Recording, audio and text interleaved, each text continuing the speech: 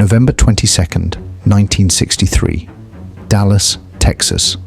A moment in history that changed America forever. President John F. Kennedy was assassinated in broad daylight in front of thousands of witnesses. But even today, over 6 decades later, the truth behind his murder remains one of the greatest mysteries of modern history. The 35th President of the United States was riding in an open-top limousine through Dealey Plaza when 3 shots rang out. The first shot missed. The second struck him in the back, exiting through his throat. The third and final shot, captured in the infamous Zapruder film, was fatal. The world watched in horror as First Lady Jacqueline Kennedy clambered onto the car's trunk, desperately reaching for something.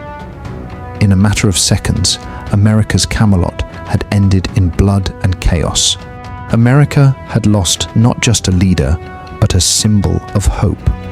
Kennedy's presidency was young, ambitious, and filled with promise.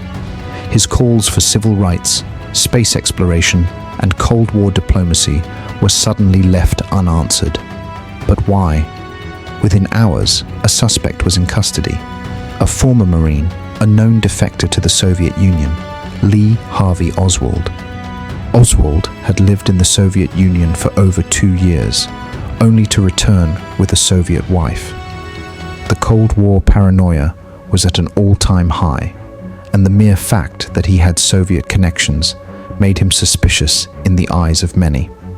Yet, his motives remained unclear. Oswald was arrested in a movie theater after allegedly killing a Dallas police officer while fleeing the scene. But the world would never hear his side of the story. 2 days later, as police transferred Oswald, he was shot and killed on live television by Jack Ruby, a nightclub owner with alleged ties to organized crime. With Oswald dead, the government was quick to present its conclusion. In 1964, the Warren Commission, led by Chief Justice Earl Warren, concluded that Oswald acted alone. The so-called magic bullet theory claimed that a single bullet struck both Kennedy and Texas Governor John Connally, changing direction multiple times. But not everyone was convinced. The public had doubts. How could one bullet cause so many injuries and still be found in near-perfect condition? The Warren Report, spanning 888 pages, sought to close the case, but instead it fueled decades of speculation. Witnesses in Dealey Plaza reported hearing shots from the grassy knoll, not the Texas schoolbook depository where Oswald was stationed.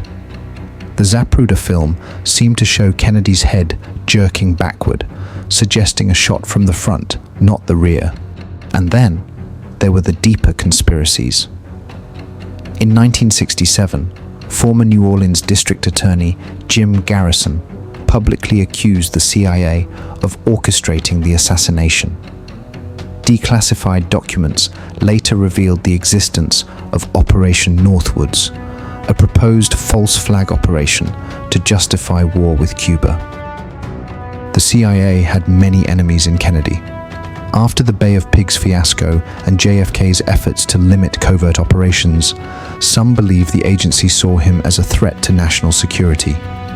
Could rogue elements within the CIA have silenced him? JFK and his brother Robert Kennedy were cracking down on organized crime. Some believe the Mafia retaliated. Jack Ruby's Mafia ties only added fuel to this theory. Was Oswald just a pawn? Vice President Lyndon B. Johnson took the presidency immediately after JFK's death. Whispers suggested that powerful political forces saw JFK as a threat to their agendas.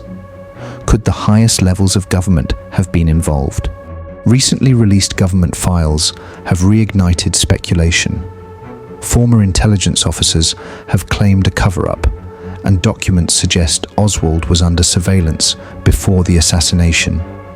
Yet, key files remain redacted. What is the government still hiding? The assassination of John F. Kennedy remains America's greatest unsolved mystery. Was it the act of a lone gunman, or a conspiracy that stretches into the highest levels of power? What do you think? Let us know in the comments below.